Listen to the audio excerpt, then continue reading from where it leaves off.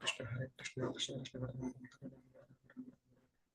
Hare Krishna Hare Krishna Krishna Krishna Hare Rama Hare Rama Rama Rama Hare Krishna Hare Krishna Krishna Krishna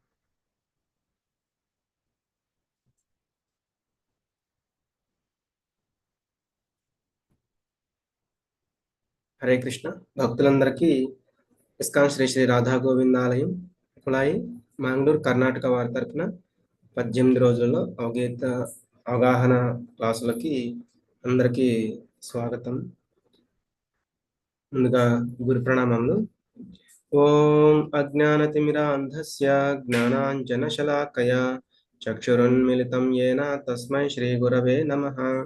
Shri చైతన్యమనోభీష్టం స్థాపితం యేన భూతలే స్వయం రూపః కదా మహ్యం దదాతి స్వపదాంతికం. వందేహం శ్రీగురో శ్రీయుతపదకమలం శ్రీగురూన్ వైష్ణవాంశ్చ శ్రీరూపం సాగ్రజాతం సహగణ రఘునాథాన్వితం తం సజీవం సాద్వైతం సావధూతం పరిజన సహితం కృష్ణ చైతన్య దేవం శ్రీ రాధా కృష్ణ పాదాన్ సహగణ లలిత శ్రీ విశాఖాన్వితాంశ్చ. నమో ఓం విష్ణుపాదాయ కృష్ణప్రేష్ఠాయ భూతలే శ్రీమతే భక్తివేదాంత స్వామినితి నామినే. నమస్తే సారస్వతే దేవే గౌరవాణి ప్రచారిణే నిర్విశేష శూన్యవాది పాశ్చాత్య దేశతారిణే. हे कृष्ण करुणा सिंधो दीनबंधो जगत्पते गोपेश गोपिका कांता राधा कांत नमोस्तुते. तप्त कांचन गौरांगी राधे वृंदावनेश्वरी वृषभानुसुते देवी प्रणमामि हरिप्रिये. वाञ्छाकल्पतरुभ्यश्च कृपा सिन्धुभ्य एव च पतितानां पावनेभ्यो वैष्णवेभ्यो नमो नमः. जय श्री कृष्ण चैतन्य प्रभु नित्यानंद श्री अद्वैत गदाधर श्रीवासादि गौर भक्त वृंद. हरे कृष्णा कृष्णा कृष्णा हरे हरे हरे राम राम राम हरे हरे. हरे कृष्णा कृष्णा कृष्णा हरे हरे हरे राम राम राम हरे हरे. हरे कृष्णा कृष्णा कृष्णा हरे हरे हरे राम राम राम हरे हरे. అందరికీ హరే కృష్ణ. ఈరోజు మనం 14వ అధ్యాయం చూడబోతున్నాము. ఈ అధ్యాయం పేరు గుణత్రయ విభాగ యోగము. నిన్న మనం 13వ అధ్యాయంలో క్షేత్రజ్ఞుడి గురించి తెలుసుకున్నాం. మనకు ముఖ్యంగా భక్తి యోగం గురించి చెప్పారు. అది ఎవరైతే చేయలేరో, అంటే మనం దేహంలో ఉన్నాం, పూర్తిగా శరణాగతి అవ్వడం ఎవరికైతే కోరడం లేదో అటువంటి వారు కనీసం ఎలా ఉండాలో, ఆ భక్తి యోగానికి ఎలా రావాలో అని చెప్తున్నారు అన్నమాట. మనకి ఇంతకుముందు కూడా మనం చూసాం, భగవంతుడికి 3 రకాల శక్తులు ఉన్నాయి. అంతర్గత శక్తి అంటే యోగమాయ, అలాగే తటస్థ శక్తి అంటే జీవులు, ఇంకొకటి బహిరంగ శక్తి మహామాయ అన్నమాట. బహిరంగ శక్తి అంటే మహామాయ. ఎవరైతే వాళ్ళ యొక్క ఈ ఇంద్రియాలతో సుఖం పొందాలి అని చూస్తారో, అటువంటి కోరికలు ఎవరికైతే ఉంటాయో వారు ఈ మహామాయ కంట్రోల్లోకి వస్తారనమాట. ఒక భక్తుడికి భయం ఉంటుంది మహామాయ అంటే. ఎందుకంటే మహామాయ ఏం చేస్తుందంటే, వారు ఎంత భక్తి చేసినా వారికి ఉండే ఏదో ఒక చిన్న కోరికని పట్టుకొని దాని నుండి వాళ్ళని తప్పుదారి పట్టేలాగా ప్రేరేపిస్తుంది అనమాట. కాబట్టి ఈ యొక్క భౌతిక ప్రకృతిలో మనం వీటికి ఈ త్రిగుణాలకి లోను కాకుండా ఎలా ఈ భక్తి యోగంలోకి రావాలి అని మనం ఈ అధ్యాయంలో చూస్తాము.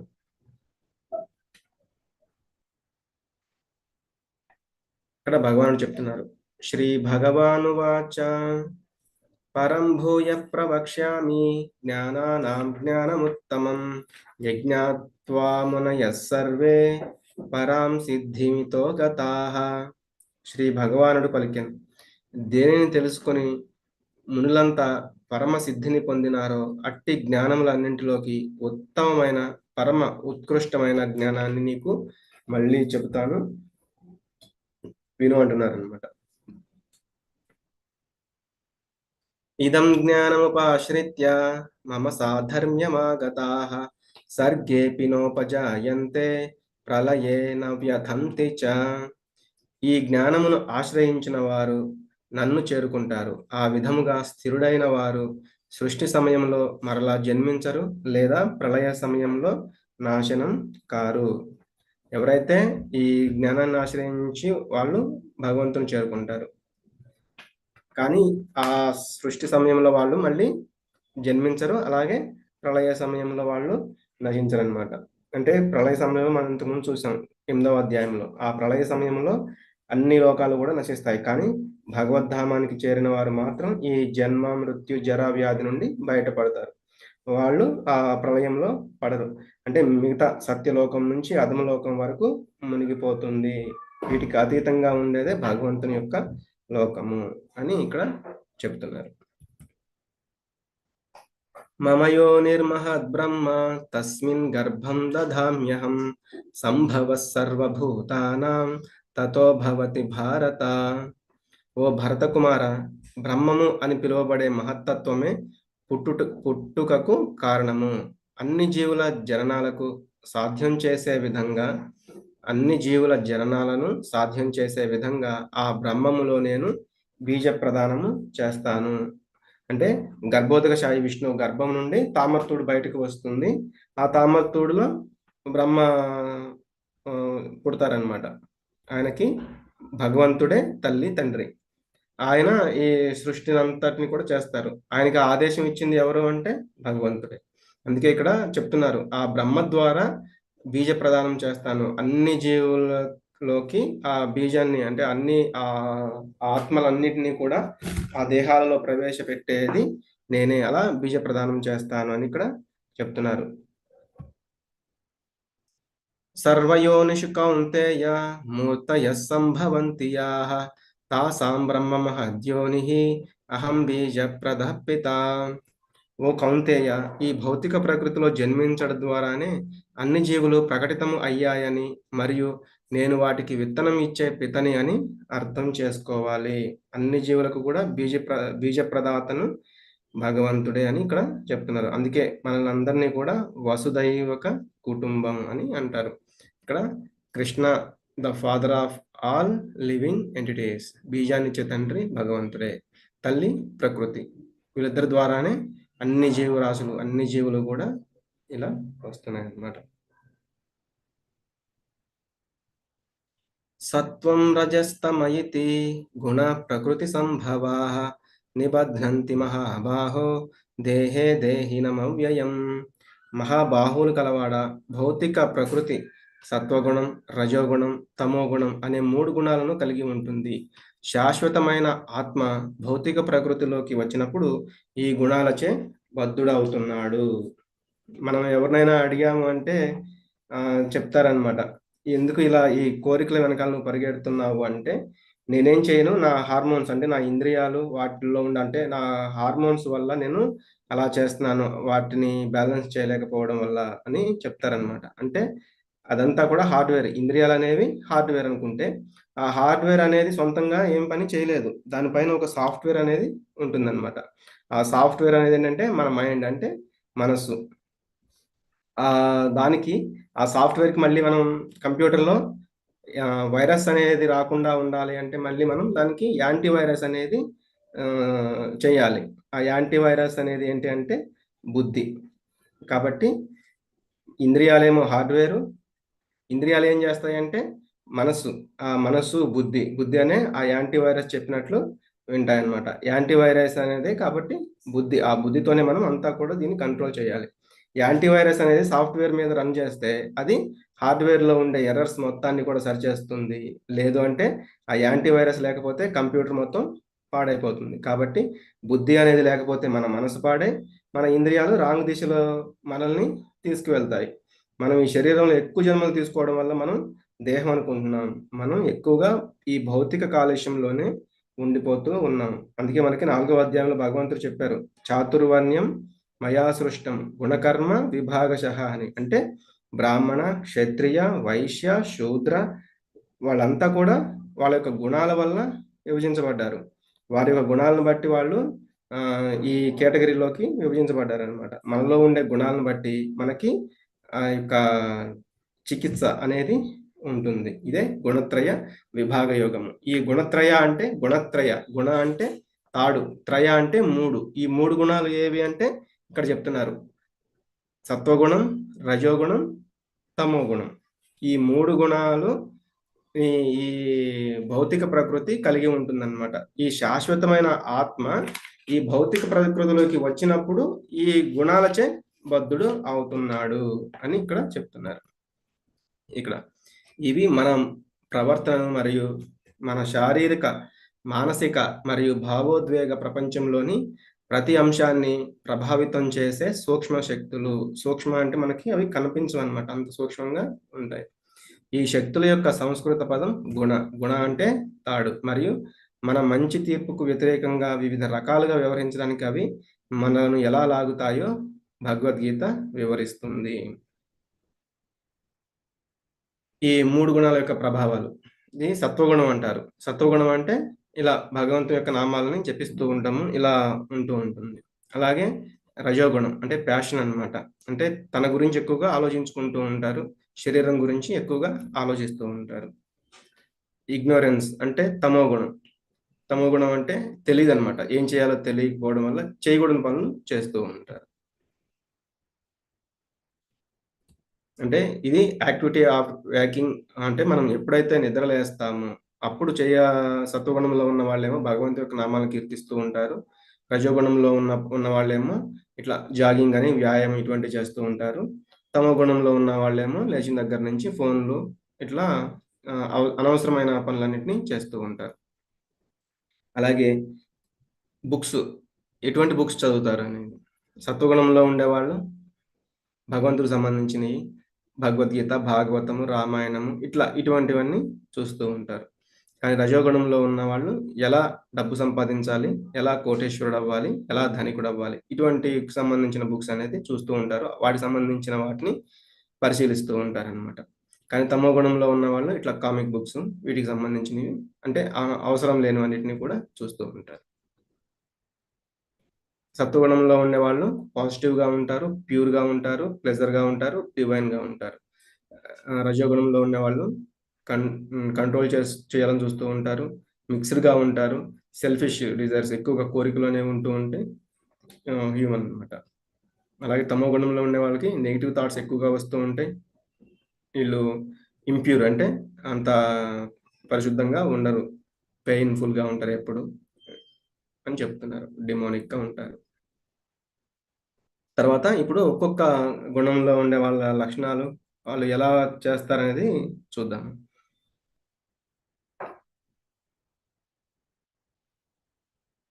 తత్ర సత్వం నిర్మలత్వాత్ ప్రకాశకమనామయం సుఖసంగేన బధ్నాతి జ్ఞానసంగేన చానఘ. ఓ పాపరహితుడా, సత్వగుణం ఇతర గుణముల కంటే నిర్మలమైనది కావడం వల్ల ప్రకాశింపజేస్తూ మనిషిని అన్ని పాపాల నుండి విముక్తి కలుగజేస్తుంది. అంటే అది నిర్మలంగా ఉంటుందన్నమాట. అలాగే ప్రకాశవంతంగా ఉండడం వల్ల ఏంటంటే మనిషిని అన్ని పాపాల నుండి విముక్తి కలుగజేస్తుంది.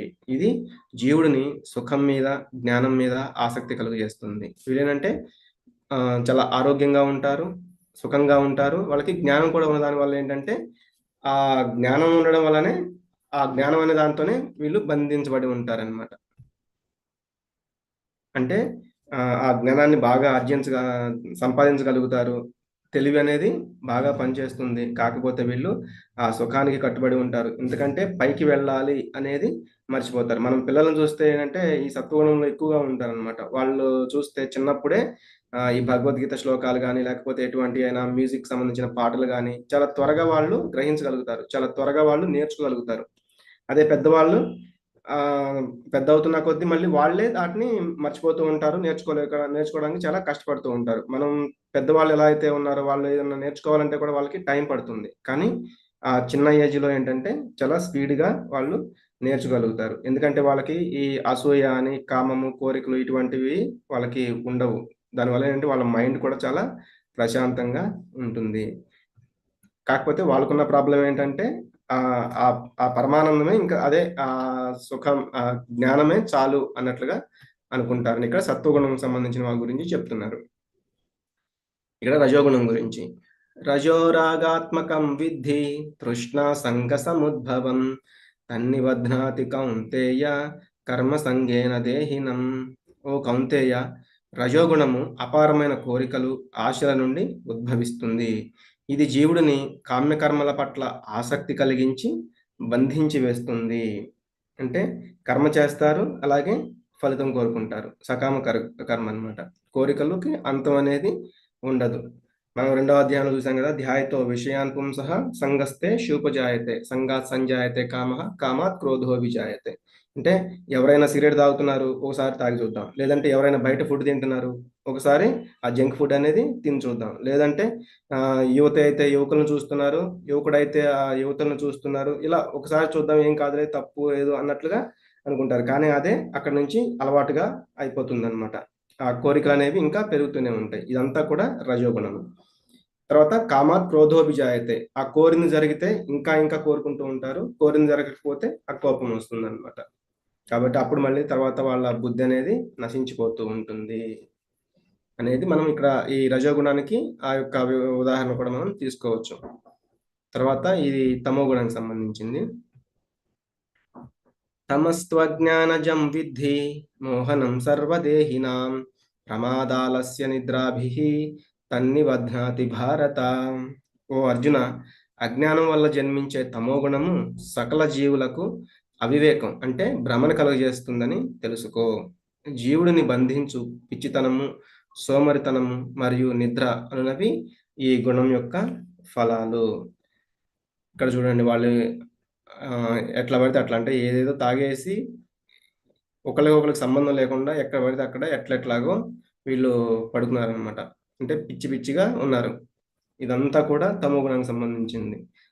తాగుబోతులు వాళ్ళు ఏంటంటే నైట్ ఎవరో ఒకరిని కొడతారు, ఉదయం వాళ్ళకేమీ గుర్తుండదు. అవునా, నేనా అలా చేశానా అని మళ్ళీ అడుగుతారనమాట రివర్స్లో. ఇలా తమో గుణం వల్ల ఏంటంటే ఆ పిచ్చితనం అనేది, ఆ అజ్ఞానం అనేది మనం చూస్తూ ఉంటాం. సత్వం సుఖే సంజయతే రజః కర్మణి భారత జ్ఞానమావృత్య తు తమః ప్రమాదే సంజయత్యుత. ఓ అర్జున, సత్వగుణం సుఖం చేకూరుస్తుంది. ఇందాక చూసాం కదా, ఆ సుఖం అనేది ఉంటుంది. అలాగే రజోగుణం కర్మలలో బద్ధుడిని చేస్తుంది. సత్వగుణంలో ఉండేవాళ్ళు ప్యూర్గా ఉంటారు. వాళ్ళ యొక్క మనసు కూడా ప్యూర్గానే ఉంటుంది. వాళ్ళు మాట్లాడే మాట తీరు ప్యూర్గానే ఉంటుంది. వాళ్ళు చేసే పనులు కూడా ప్యూర్గానే ఉంటాయి అన్నమాట. కానీ రజోగుణంలో ఉండే వాళ్ళ మనసు ఏమో కొంత పాడైపోయి ఉంటుంది. వాళ్ళు మాట్లాడే మాట తీరు కూడా పాడైపోతుంది. ఎందుకంటే వాళ్ళు ఎప్పుడు కోపంగాను అలా అరుస్తూ ఉంటారనమాట. కానీ వారు చేసే పనులు ఏంటంటే వేరే వాళ్ళని ఇబ్బంది పెట్టకపోవచ్చు. ఎందుకంటే వాళ్ళు వాళ్ళ యొక్క కోరికలను తీర్చుకోవడానికి ధనం కోసమో వేరే వేరే విషయాల గురించి ఆలోచిస్తూ వాటికి సంబంధించిన కర్మలను చేస్తూ ఉంటారు. ఇది రజోగుణం. తమో గుణం ఏంటంటే జ్ఞానమును కప్పివేసి వ్యక్తిని బుద్ధిహీనతలో బంధించి వేస్తుంది. అంటే తమో గుణం ఏంటంటే వాళ్ళ మనసు కూడా పాడైపోయి ఉంటుంది. వాళ్ళు చేసే పనులు కూడా అన్నీ పిచ్చి పిచ్చి పనులు చేస్తూ ఉంటారు. అలాగే ఇబ్బందిని ఎదుటి వాళ్ళకి ఇబ్బందులు కూడా కలుగజేస్తూ ఉంటారు. వాళ్ళు మాట్లాడే మాట తీరు కూడా వాళ్ళు ఏం మాట్లాడుతున్నారో, ఏం చేస్తున్నారో వాళ్ళకే సరిగ్గా తెలియకుండా అలా పిచ్చి పిచ్చిగా చేస్తూ ఉంటారు. అలాగే సత్వగుణంలో ఉండేవాళ్ళు మనం చూసాం ఇందాక. ఉదయాన్నే లేచి జపము అది అటువంటివి చేస్తూ ఉంటారు. మనస్సు శుద్ధీకరణ జరుగుతుంది దానివల్ల. మంచి ఆలోచనలు ఇస్తుంది. చాలా హ్యాపీగా, ఆనందంగా ఉంటూ ఉంటారనమాట. కానీ రజోగుణంలో ఉండేవాళ్ళేంటంటే తర్వాత ఏమవుతుంది? ఇంకా ఆ కోరిక తీరలేదు. నేను ఇది అనుకున్నాను, ఈ పని కాలేదు. అంటే ఈ బిల్డింగ్ కట్టాలనుకున్నాను, ఈ బిల్డింగ్ అవ్వలేదు. లేకపోతే కారు కొందామనుకున్నాను, కారు కొనలేకపోయాను. ఇట్లా వాళ్ళ యొక్క ఆలోచనలు ఉంటూ ఉంటాయి. అంటే ఎక్కువగా వాళ్ళ యొక్క కోరికలే. అంటే ఏదో ఒకటి మనకు రావాలి, రావాలి, రావాలి అని. మనిషి అనేవాడు ఎప్పటి వరకు కష్టపడుతూ ఉంటాడంటే వాడికి ఏదో ఒకటి వస్తోంది అన్నప్పుడు ఇంకా ఇంకా కష్టపడుతూ ఉంటాడు. కానీ ఎప్పుడైతే తాను కష్టపడినప్పటికీ రావాల్సింది రాలేదని అనిపిస్తుందంటే ఇక ఈర్ష్య అనమాట. వాడికి వస్తుంది, నాకు రావట్లేదు. వేరే వాళ్ళ మీద ద్వేషము, అంటే కోపాలు ఇవి పెంచేసుకుంటూ ఉంటారు. ఏదో ఒక చెడు ఆలోచన వస్తుంది. నేను ఎంత కష్టపడినా రావడం లేదు అని అలా అనుకుంటూ ఉంటారనమాట. నాకు ప్రమోషన్ రాలేదు. వాడేమో అసలు కష్టపడడు. కానీ వాడికేమో ప్రమోషన్ వచ్చింది. ఇలా ఇటువంటివన్నీ కూడా ఆలోచిస్తూ ఉంటారు.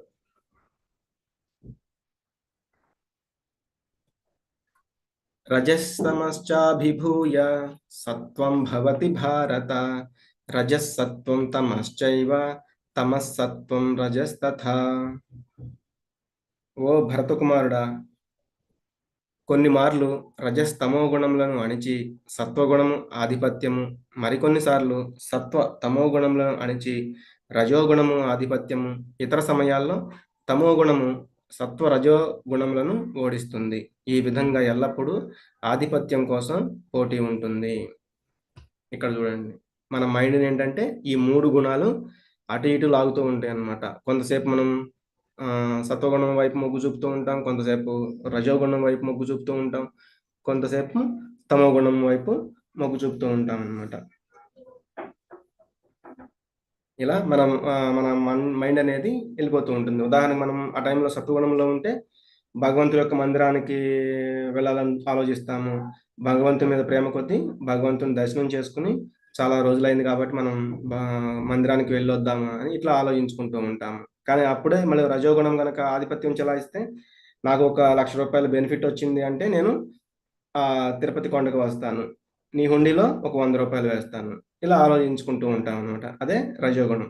ఏదో ఒక కోరికతో వెళ్తాము.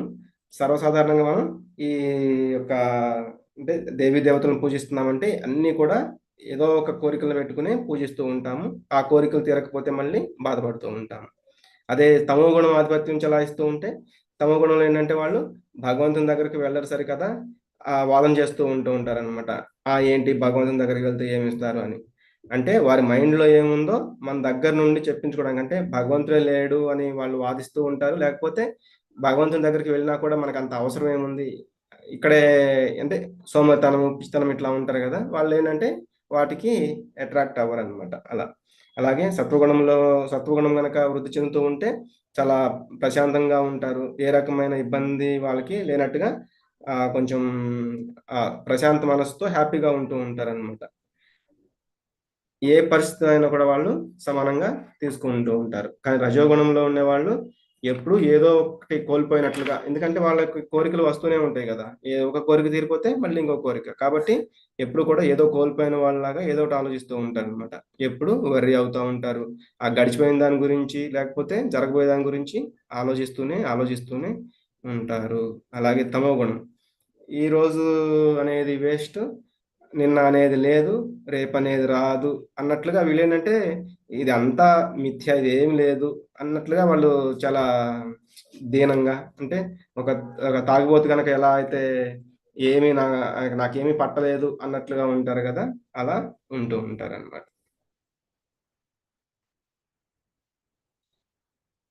కాబట్టి ఈ మనిషి అనేవాడు ఇక్కడేం చెప్తున్నారు? మనిషి అనేవాడు ఈ త్రిగుణాలకి లోబడి ఉంటాడు. దానివల్ల ఏంటంటే ఎల్లవేళలా కూడా ఈ యొక్క గుణాల ఆధిపత్యం అనేది జరుగుతూనే ఉంటుంది. ఎలా అయితే ఒక కుక్క మెడలో చైన్ కట్టబడి ఉంటుందో, ఓనర్ దానిని ఎలా అయితే లాక్కెళ్తారో, అలాగే మనకి ఈ 3 గుణాలు 3 తాళ్ళు కట్టేసి నడుముకి గనక చుట్టుపక్కల అటు ఇటు లాగితే, అంటే కాసేపు ఆ గుణము, కాసేపు ఈ గుణము ఎలా అయితే లాగుతూ ఉంటుందో అలా.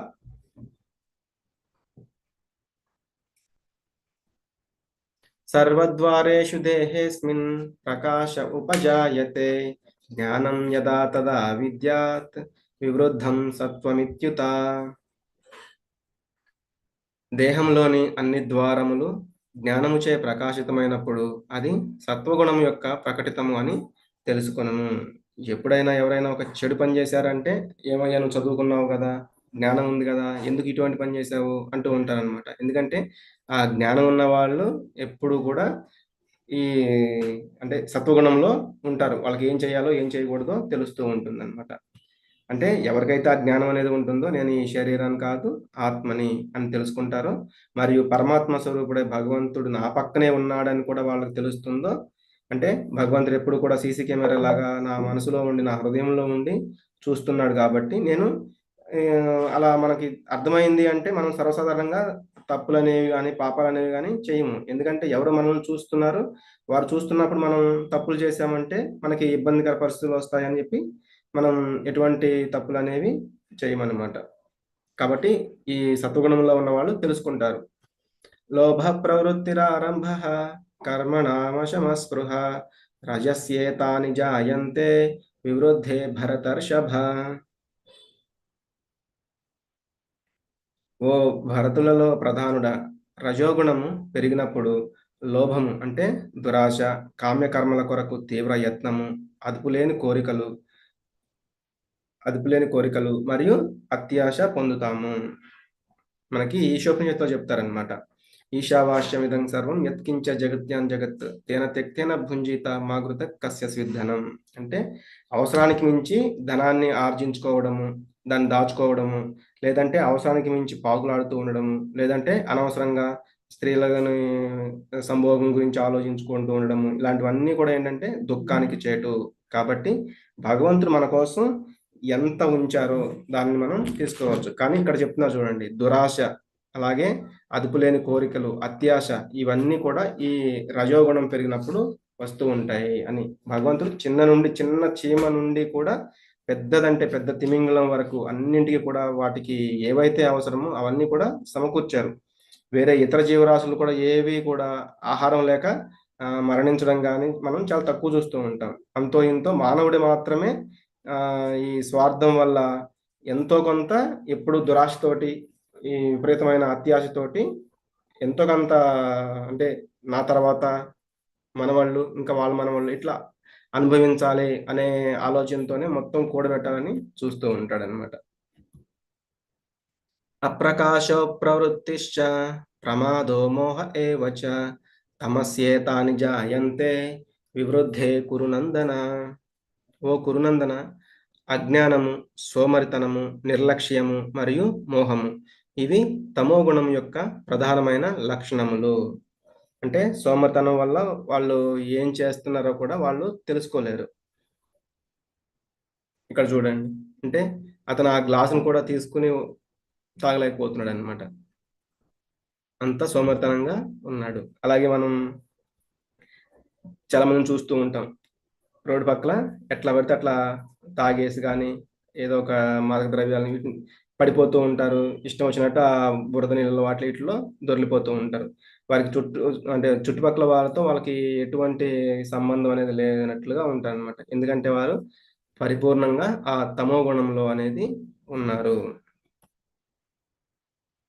మనకి ఇందాక చూసాం కదా, సత్వగుణం అనేది ఆధిపత్యం చెలాయించినప్పుడు ఈ దేహ ద్వారములన్నీను జ్ఞానముచే ప్రకాశితమై ఉండును. అందుకే మనం సత్వగుణంలో ఉన్నప్పుడు చాలా చాలా కొన్ని అద్భుతమైన పనులు అనేవి చేస్తూ ఉంటాం. మనకి మన మీదే కూడా గర్వం అనిపిస్తూ ఉంటుంది. అంటే అంత చాలా బాగా నేను చేయగలిగాను అని. కానీ రజోగుణంలో ఉండేవాళ్ళు లోభము, కామ్యకర్మలు, ఈ తీవ్ర ప్రయత్నాలు, అణుచుకోలేని కోరికలు ఎన్ని తీరినా కూడా లేకపోతే అవి ఇంకా పుడుతూనే ఉంటాయి. తపన ఏదో ఒకటి ఇంకా చేయాలి, ఇంకా కావాలి అని, అలా అన్నమాట.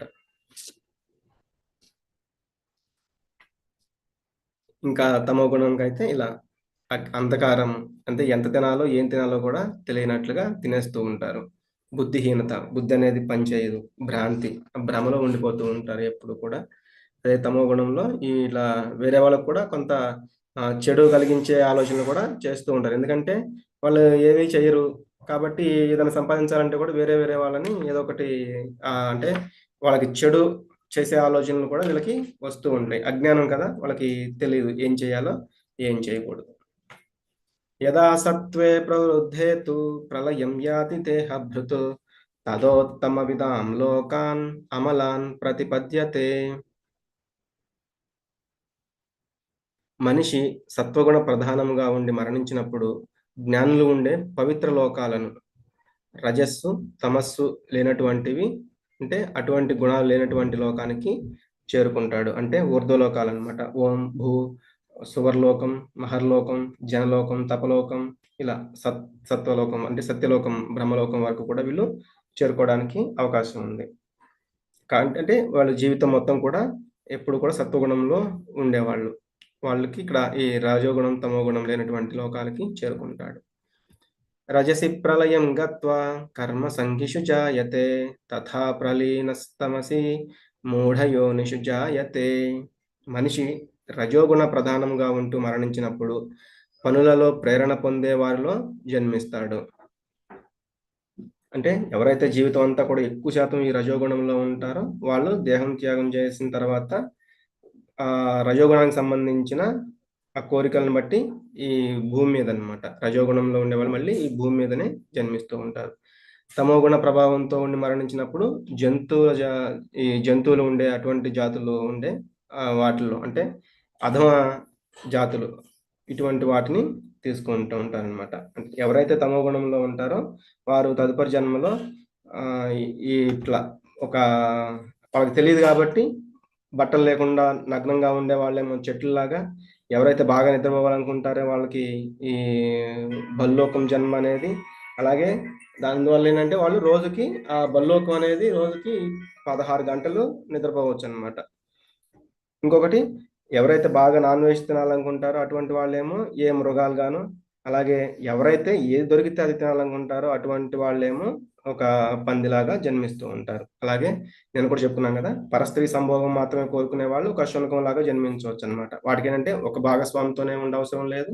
ఎక్కడ ఎలా ఎప్పుడు ఎక్కడైనా కూడా వాటికి ఏమి డిఫరెన్స్ అనేది వాటికి ఏమి ఉండదన్నమాట. ఇలా వాళ్ళ యొక్క ఆ గుణాలను బట్టి వాళ్ళు తీసుకునే నెక్స్ట్ లైఫ్ గురించి కూడా ఇక్కడ మనం చూడవచ్చు. కర్మణస్సుకృతస్యాహు సాత్వికం నిర్మలం ఫలం రజసస్తు ఫలం దుఃఖం అజ్ఞానం తమసః ఫలం.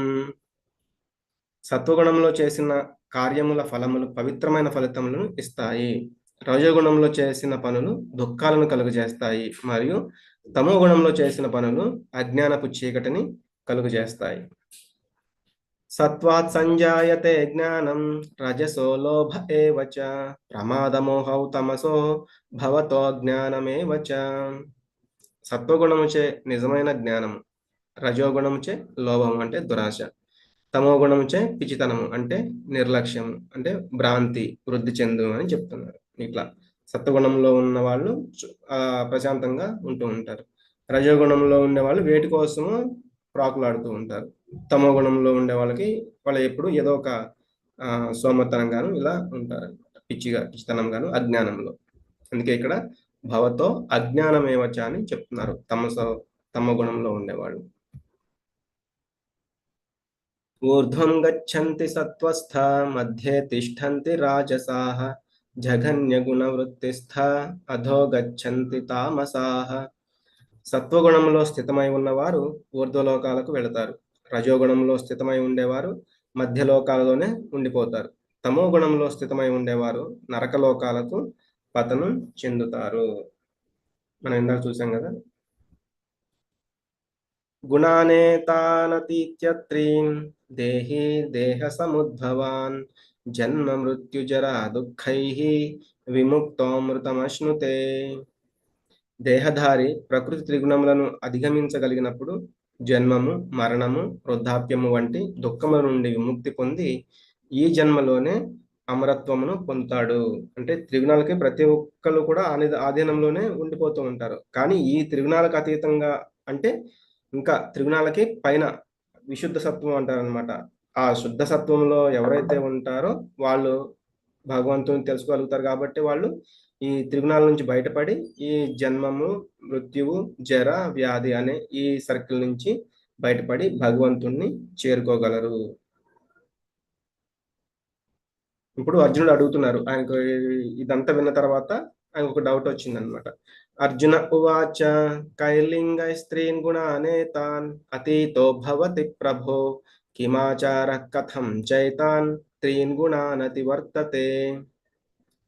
అర్జునుడు ప్రశ్నించను, ఓ ప్రభు, ప్రకృతి 3 గుణములకు అతీతముగా అయిన వాడి లక్షణములు ఏ విధంగా ఉంటాయి? అంటే ఈ ఈ 3 గుణాలకి మించి అంటే అతీతంగా ఉన్న వాడి లక్షణాలు ఏ విధంగా ఉంటాయి? అతడు ఏ విధంగా ప్రవర్తిస్తాడు? అతను 3 గుణముల బంధనమునకు అతీతంగా ఎలా అవుతాడు అని ఆయన ఇక్కడ అడుగుతున్నారు. అంటే మీరు నాకు చెప్తున్నారు ఈ 3 గుణాలకి అతీతుడైతే నా దగ్గరికి చేరుకోగలరని మీరు చెప్తున్నారు. వారు మళ్ళీ జన్మ తీసుకోవాల్సిన అవసరం లేదని కూడా చెప్పారు. అది కూడా బాగుంది. కానీ వారిని ఎలా తెలుసుకోవచ్చు? వారి లక్షణాలు ఏంటి అనేది ఇక్కడ అడుగుతున్నారన్నమాట. అప్పుడు కృష్ణ భగవానుడు చెప్తున్నారు, ఓ పాండుకుమార, ప్రకాశము, ఆసక్తి, మోహము కలిగినప్పుడు ద్వేషించని వాడు, లేదా అవి లేనప్పుడు కోరుకోని వాడు. భౌతిక గుణముల యొక్క ఈ ప్రతిచర్యల ద్వారా అస్థిరపడక మరియు కలవరపడక, అంటే ఏదొచ్చినా కూడా స్థిరంగా ఉంటాడు, కలవరపడనమాట. అలాగే తటస్థంగా మరియు అతీంద్రియంగా మిగిలిపోవువాడు. వేటికి కూడా చెలించడు. ఆత్మయందే స్థితుడై ఉంటాడు. ఆనందం మరియు బాధను ఒకేలా చూస్తూ ఉంటాడు. మట్టిని, రాయిని మరియు బంగారము సమాన దృష్టితో చూస్తూ ఉంటాడు. కావలసిన మరియు అవాంఛనీయమైన వాటికి సమానంగా ఉంటాడు. అంటే కావాల్సినవి వచ్చినప్పుడు పొంగిపోడు. కోరుకొని వచ్చినప్పుడు కూడా బాధపడడు. రెండిటికి కూడా సమానంగా ఉంటాడు. ప్రశంసలు మరియు నిందలు, ఎవరు తిట్టినా, ఎవరు పొగిడినా, గౌరవం మరియు అగౌరవం, ఎవరు గౌరవించినా, ఎవరైనా అగౌరవపరిచినా అన్నిటిలో కూడా సమానంగా ఉంటాడు. స్నేహితుడు మరియు శత్రువు ఇద్దరిని ఒకేలా చూస్తాడు. మరియు అన్ని భౌతిక కార్యకలాపాలను త్యజించిన వాడు, ఈ ప్రకృతి గుణాలను అధిగమించిన వాడని చెప్తున్నారు ఇక్కడ.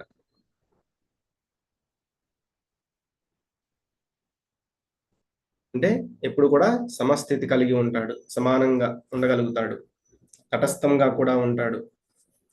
వారిలోని ఉద్వేగాలకు ఉదాసీనంగా ఉంటాడు. అంటే ఉద్వేగం రాగానే ఎవరిని ఏమి అనడు, లేకపోతే బాధపడడం కానీ ఇటువంటివి కూడా ఏమీ ఉండడు. పరితపన లేకుండా ఉంటాడు. అంటే ఏదో సాధించాలి, లేకపోతే అది ఆ కోరిక తీరాలి, ఈ కోరిక తీరాలి అనే అటువంటి పరితపన కూడా ఉండదు. అలాగే ఇతరుల మీద అసూయ కూడా ఉండదు. అతని ప్రవర్తన ఎలా ఉంటుంది? అన్ని పరిస్థితుల్లోనూ సమత్వం. అంటే ప్రశంస వచ్చినా, నిందొచ్చినా, గౌరవం, అవమానం, ఆనందం, దుఃఖం, కోరుకున్నది, కోరుకోనిది ఏదొచ్చినా కూడా అన్ని పరిస్థితులు కూడా సమత్వం కలిగి ఉంటాడు.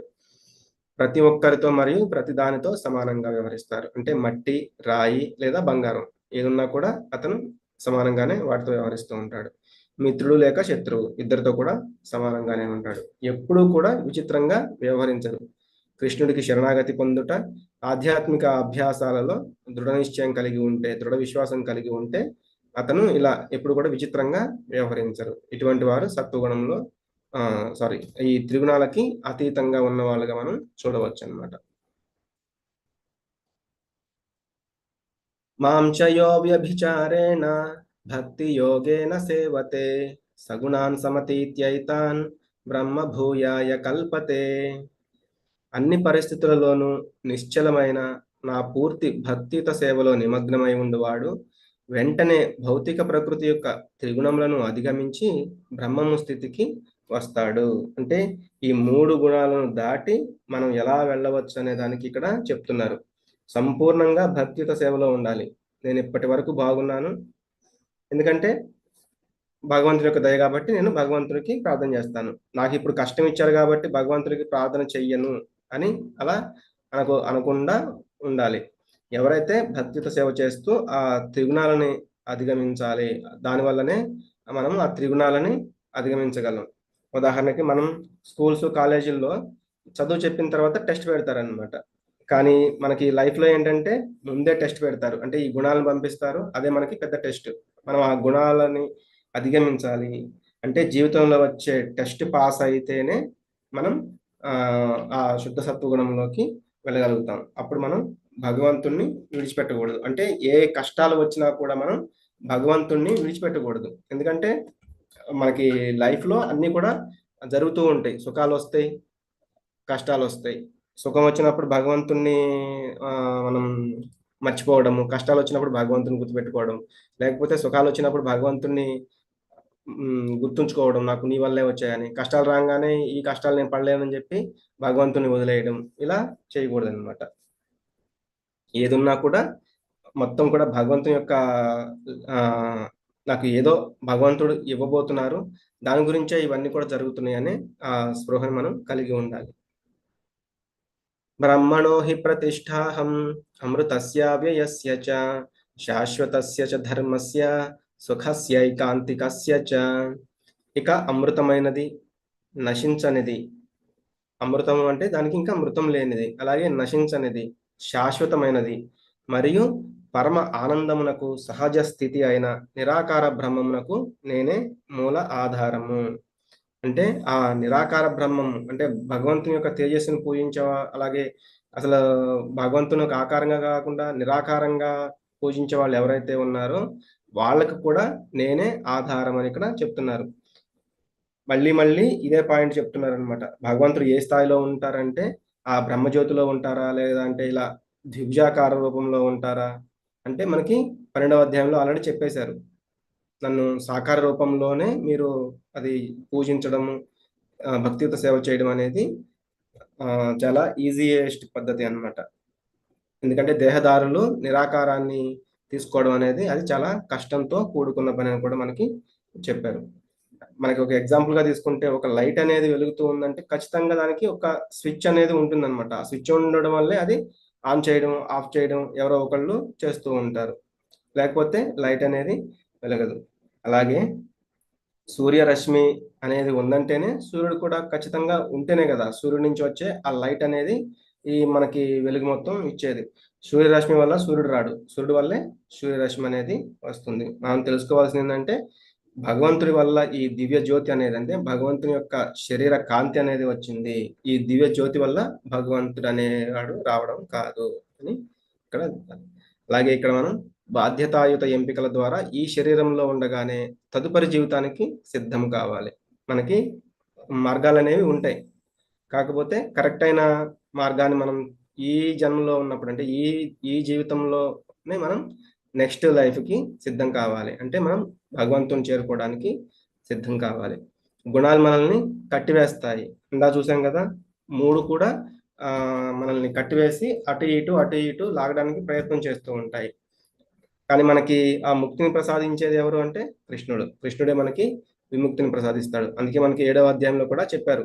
దైవీహేష గుణమయి మమ మాయ దురత్యయ మామేవ ఏ ప్రపద్యంతే మాయామేతాం తరంతితే. అంటే ఆ ప్రకృతి త్రిగుణాలు కూడినట్టి ఆ యొక్క దివ్య శక్తి, ఆ భౌతిక శక్తి కూడా నా నుంచి వచ్చిందే. దాన్ని దాటడం కూడా చాలా కష్టం. మామేవయే ప్రపద్యంతే. అంటే ఎవరైతే నన్ను వేడుకుంటారో, నాకు శరణాగతులవుతారో, మాయామేతాం తరంతితే. మళ్ళీ దాన్ని దాటగలిగే శక్తి కూడా నేనిస్తాను. అంటే వాళ్ళు దాటగలుగుతారు అని కూడా మనకి అక్కడ చెప్పడం జరిగింది.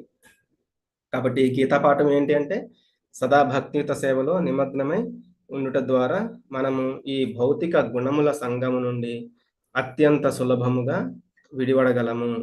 అంతేగాక ఎల్లవేళలా భగవత్ సాంగత్యంలో ఉండడం వలన ఉన్నతమైన లక్షణాలను పొందగలము అని ఇక్కడ చెప్తున్నారు.